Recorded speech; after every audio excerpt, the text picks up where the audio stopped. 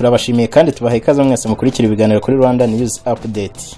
Amakuru yo kuri uyu wa 4 Nyakanga 2022 aribanda cyane ku nkuru ziri kuvuga ku ntambara yo mu burasirazuba bwa Kongo. Reka aya makuru kandi tuyahere ku mirwano ikaze yiri kuba kuri uyu munsi ndetse no kuri iki gicamunsi hagati ya FARDC ndetse na M23 mu gace ka Bikenke ndetse na Ruhanga. Imirwano ikomeje guhanganisha umutwe wa M23 n'igisirikare cya Kongo FARDC yongeye kubura mu bice bya Bikenke ndetse na Ruhanga, aho umutwe wa Mai NDC Ndume winjiye muri iyi mirwano uje gutera ingabo mu bitugu FARDC, no kuvuga igisirikare nyene cya Repubulika ya Demokarasi ya Kongo.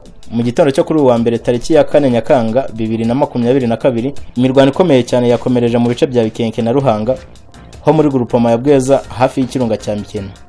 Umuturage utuye muri aka gace ka Bweza yabwiye Rwanda Tribune natwe dukesha iyi nkuru ko mu rukerera rwo kuri uyu wa mbere babonye abarwanyi ba M23 muri ako gace, hanyuma batabaza FARDC imirwano itangira ubwo.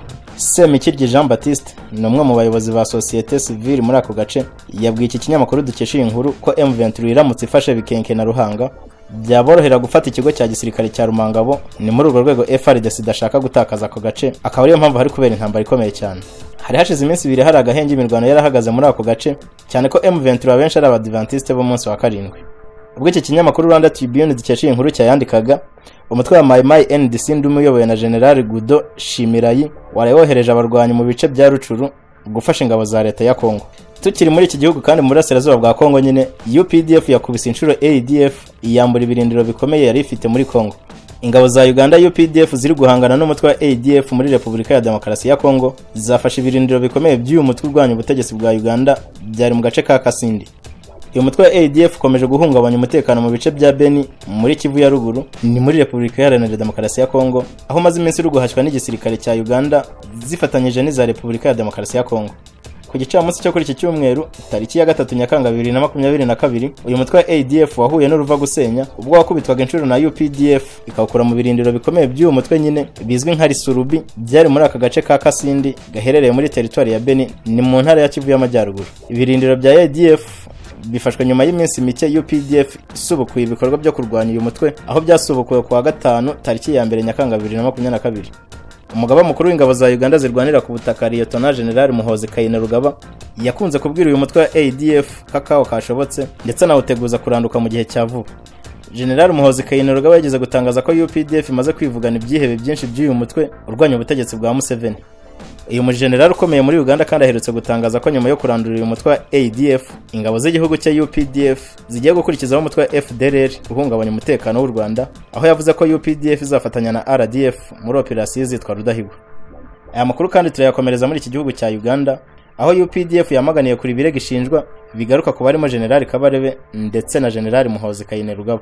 Igisirikare cya Uganda cyamaganiye kuri raporo igishinja gutera inkunga umutwe wa TPLF uhanganye na leta ya Ethiopia, aho iyo raporo ivugamo abasirikare bakuru barimo General James Kabarebe ndetse na Muhoozi Kainerugaba.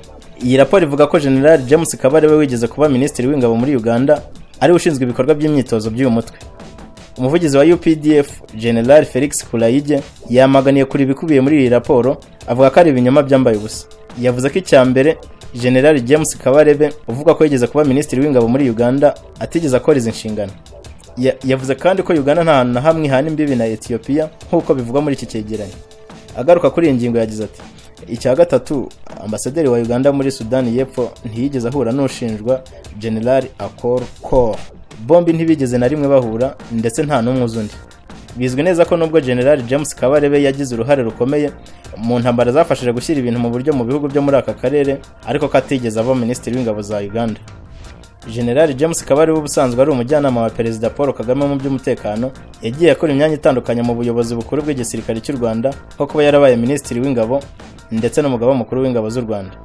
Muri iriya raporo ishinja igisirikare cya Uganda gutoza uriya mutwe wa TPLF, havugamo kandi ko Perezida Yoweri Kaguta Museveni ari unyuzwaho inkunga ihabwa uriya mutwe, aho ivuga ko Leta Zunze Ubumwe za Amerika zawuhaye inkunga ya miliyoni 200 z'amadolari. Reka aya makuru kandi tuyakomereze mu Rwanda, aho Perezida Kagame kuri uyu munsi yakomeje ku ikosa ryakomeje gutuma ikibazo cya M23 gikururana. Perezida Paul Kagame yavuze ko ikosa ryatumye ikibazo cya M23 kidakemurwa ariko inzego zitandukanye zagerageje kugikemura mu buryo bwa gisirikare aho kwifashisha uburyo bwa politiki bushingiye ku gushakira umuti cyatumye uyu mutwe ubaho. Perezida Kagame yabigarutseho mu kiganiro na RBA kuri wa mbere umunsi u Rwanda rwizihiza umunsi mukuru wo kwibohora. Yavuze ko ibibazo by'abanyekongo bavuga ikinyarwanda byakomeje kwirengagizwa kugeza ubwo bashinga imitwe irwanira uburenganzira bwabo irimo na M23. Yavuze ko no mu mwaka wa 2013 ubwo M23 yagabwagaho ibitero igatsindwa u Rwanda rwakomeje kugaragaza icyo rutekereza ku cyaba umuti w'iki kibazo. Aha Perezida Kagame yagize ati twe twavuze ibyo dutekereza bikeneye gukemurwa ariko ntabwo byigeze bikemurwa uko bikwiye. Niyo mpamvu rero ibi bibazo bihora bigaruka. Reka ntanga urugero icyitwa M23. Habaho ikibazo mu mwaka wa 2012 icyo kibazo kiza mu bihugu byose n'uturere harimo n'inzego mpuzamahanga nka Loni. Ibihugu bikomeye bakora ikosa twagaragaje kiriya gihe ko ibyo bintu bidakemurwa n'imbaraga za gisirikare. Ntabwo bisaba ibisubizo bya gisirikare, bisaba igisubizo cya politiki. Banze ibyo tubabwira abarwanya M23 batanumva impamvu yavutse barayitsinda, abarwanya bahungira mu bihugu bibiri, igice kimwe kijya muri Uganda, ikindi gice kiza mu Rwanda, ndetse bamwe baracyari mu Rwanda abandi bari muri Uganda. Perezida Paul Kagame avuga ko hari hakenewe igisubizo cya politiki bategeze bumva. Yavuze ko abo banyekongo bavuga ikinyarwanda ari abaturage b'icyo gihugu kandi uburyo bisanzwe ntabwo babaza leta ya Kongo cyangwa u Rwanda.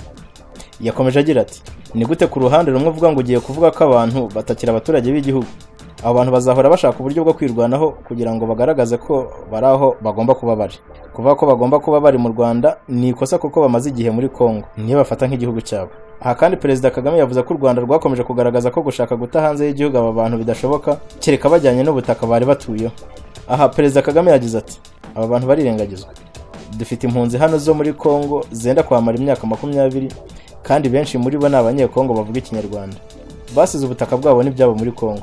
Twakomeje dusaba guverinoma ya Kongo ko aba bantu bakeneye gusubizwa iwabo ndetse ko guverinoma ya Kongo ikeneye kuvugana n'aba bantu bagasubizwa mu buzima busanzwe muri Kongo. Ntabwo byigeze biba. Perezida Kagame yakomeje avuga ko hakomeje kubaho ikibazo cyo gusubiza muri Kongo izi mpunzi ndetse ubwo Perezida Tshisekedi yajyaga ku butegetsi bakomeje kubizeza ko iki kibazo cyabo kigomba gukemuka. Aha ngaha yagize ati abayobozi baje hano inshuro nyinshi bavugana nabo bakisubirira muri Kongo babahaye amasezerano atagisohora.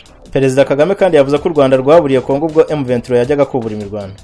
Perezida Kagame yakomeje avuga ko mu kurwanya M23 MONUSCO yatangiye gukorana na FARDC kandi bizi ko barimo gufatanya na FDLR mu kurwanya M23.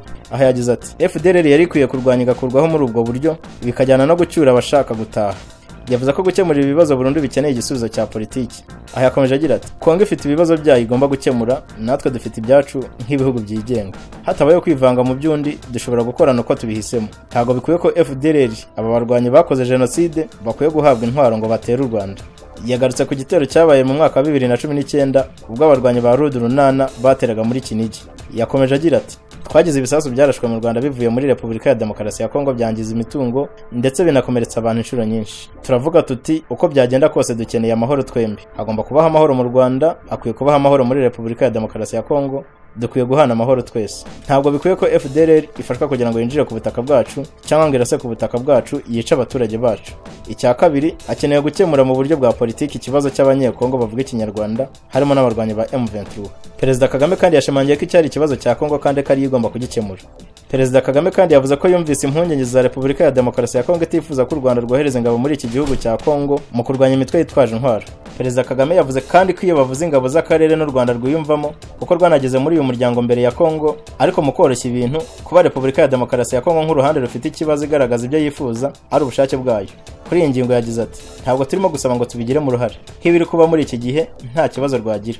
Perezida Kagame kandi yavuze ko izindi ngabo zitanze icyizere ko ntawe uzongera guhungabanya umutekano w'u Rwanda nk'ibirimo kuba muri iki gihe nta kibazo rwakigira rugira. Aha yakomeje agira ati ubundi twebwe twakishimira ko bikorwa nta n'uruhare tubigizemo kuko ubundi kubigiramo uruhare bidusaba ikiguzi.